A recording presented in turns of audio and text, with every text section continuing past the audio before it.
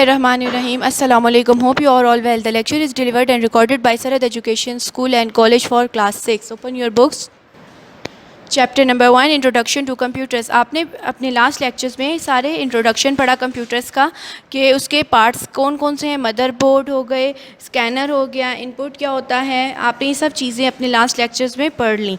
आज हम पढ़ेंगे मेमोरी के बारे में। मेमोरी क्या होता है? Memory is use to store data and programs. Memory is best storage part of the computer to save data information and programs etcetera. जो लाइन्स मैंने हाईलाइट की हुई हैं आप उन वर्ड्स को हाईलाइट कर लें। मेमोरी कहते हैं वो होता है जिसमें हमारा डेटा और हमारे प्रोग्राम स्टोर होते हैं। ये एक बेस्ट स्टोरेज पार्ट होता है कंप्यूटर का, जहाँ पे हम अपनी चीज़ों को स्टोर करके रख सकते हैं ताकि हम बाद में उसको ज़रूरत पड़ने पे उस इंफॉर्मेशन को या डेटा को हम यूज़ कर सकें। The data in instructions that are entered into the computer system through input units have to be stored inside the computer. कहते हैं हम जो भी कंप्यूटर के अंदर डेटा इंटर करते हैं या इनपुट इंटर करते हैं वो हमारे लिए मेमोरी में स्टोर हो जाता है कंप्यूटर के अंदर, और ये एक्चुअल प्रोसेसिंग जो है वो हमारी फिर स्टार्ट होती है। Memory is primarily categorised into two types. Memory जो होती है वो हमारे लिए टू टाइप्स में कैटेगराइज यानी डिवाइड की गई है, यानी प्राइमरी मेमोरी जिसको हम मेन मेमोरी भी कहते हैं, सेकेंडरी मेमोरी। ये दो मेमोरीज हैं जिनको डिवाइड किया गया है।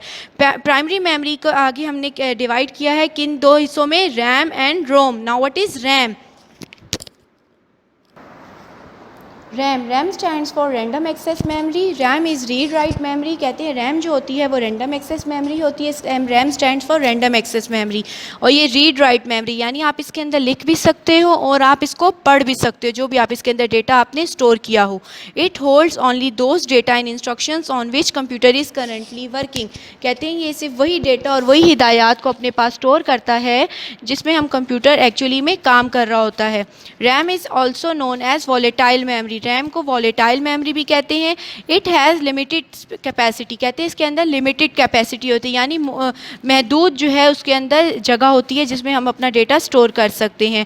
And data is lost when power is switch off. और डेटा हमारा लॉस्ट हो जाता है जब कंप्यूटर ऑफ हो जाए, अचानक से हैंग हो जाए या लाइट चली जाए, तब हमारा कंप्यूटर जो है जब ऑफ हो जाता है अचानक से, तो हमारा जितना डेटा होता है रैम के अंदर जो स्टोर होता है वो लॉस हो जाता है, गुम जाता है, दोबारा हमें नहीं मिलता। क्यों नहीं मिलता?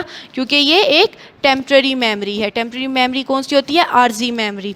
It is generally made of semiconductor device. ये एक सेमीकंडक्टर डिवाइस से बना होता है। What is semiconductor device? It is an electronic data storage often used as computer memory. कहते हैं एक बिजली से चलने वाली डेटा स्टोर करने वाली एक डिवाइस है जो हमारी कंप्यूटर मेमोरी के लिए यूज़ होती है। इसके अंदर सेमीकंडक्टर इंटीग्रेटेड सर्किट लगा होता है। ये आपके पास सेमीकंडक्टर मेमोरी है, यानी एक रैम की शेप है जिसमें आपका सारा डेटा स्टोर होता है। Now what is ROM? ROM stands for read only memory. ROM is a permanent memory. ROM एक मुस्तकिल मेमोरी है जिसमें हमारा डेटा जब एक दफ़ा स्टोर हो जाए तो वो दोबारा मिटता नहीं है। Data has been written on to a ROM. Data जो है वो हमारा इसके अंदर एक दफ़ा जब हम लिख लेते हैं और वो जब स्टोर हो जाता है तो वो रोम में चला जाता है।